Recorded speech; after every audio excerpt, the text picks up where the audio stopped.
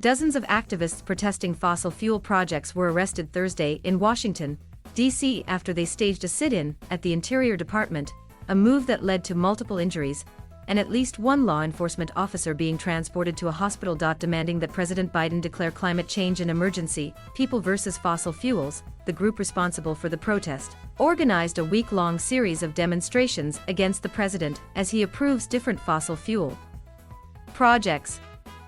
Following the protest, Interior Department spokeswoman Melissa Schwartz released a statement through a series of tweets. Early this afternoon, a group of protesters entered the Stuart Lee Udall main Interior building, Schwartz wrote. Federal Protective Service personnel responded to the area to mitigate the situation. Multiple injuries were sustained by security personnel, and one officer has been transported to a nearby hospital. Medics representing both the department and the protesters were present. Schwartz also noted that Interior Secretary Deb Haaland was not in Washington during the protests and insisted that leadership at the department believes strongly in respecting and upholding the right to free speech and peaceful protest. According to video footage from the Washington Post's Ellie Silverman, activists could be seen climbing up doors and pushing officers back as they tried to force their way into the Interior Department. Andy Ngo, a conservative journalist who often covers events related to Antifa, shared one of Silverman's videos. He described the scene at the federal building as reminiscent of January 6, noting that officers were forced to draw their stun guns as extreme environmentalist protesters attempted to make their way inside.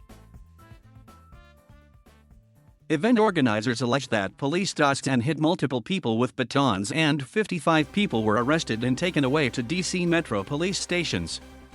Police acted aggressively with the water protectors and indigenous leaders, tossing at least 2 people and hitting others with batons, the group claimed. An independent indigenous media person was assaulted by the police and had his equipment broken.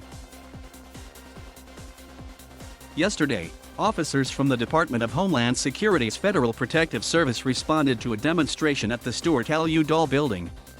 FPS is committed to the safety of demonstrators participating in lawful protests and fully supports the peaceful expression of all people.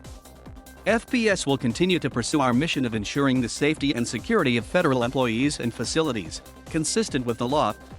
In the statement, FPS also offered appreciation for U.S. Park Police and Washington Metropolitan Police Department who assisted in efforts to detain, prosecute, or take action against anyone who caused harm and attempted to disrupt the business of the federal government yesterday.